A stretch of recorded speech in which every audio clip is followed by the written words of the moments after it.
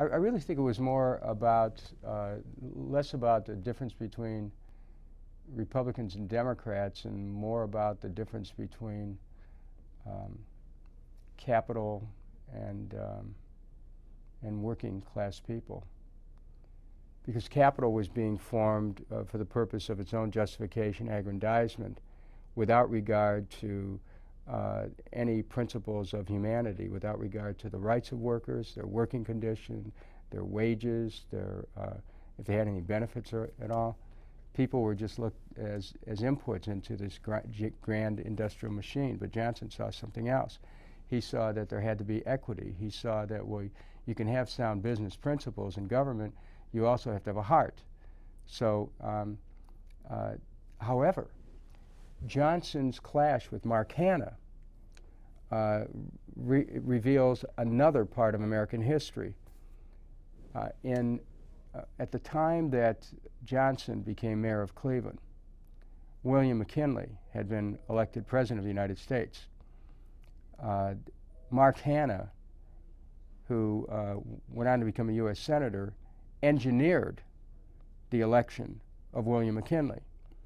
Now, when McKinley beat William Jennings Bryan in the 1896 election, Bryan was nominated at the convention, went there as a reporter, was nominated by giving a single speech which challenged the gold standard.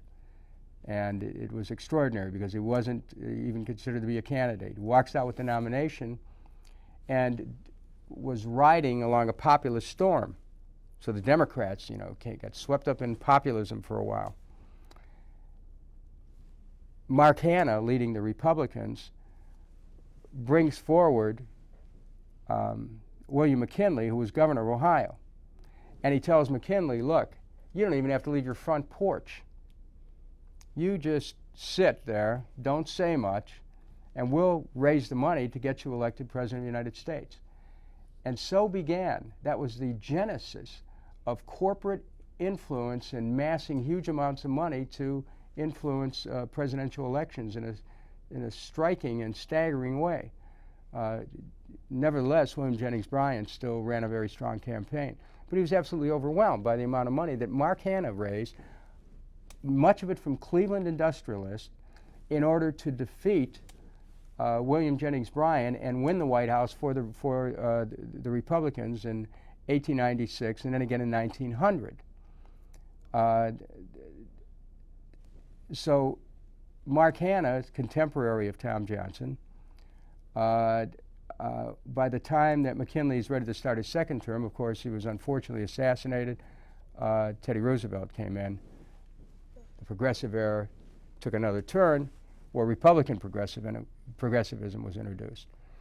But Johnson's conflict with Hanna in Cleveland was core to what was going on in this community, because Mark Hanna was connected with the law firm of Squire, Sanders, and Dempsey, which was instrumental in the formation of the Cleveland Electric Illuminating Company. So you have the alignment with the biggest law firm and the most powerful law firm connected to the most powerful interest, and an electric system which then did everything it could to use the political system to subvert the creation of the public system that Tom Johnson was trying to create.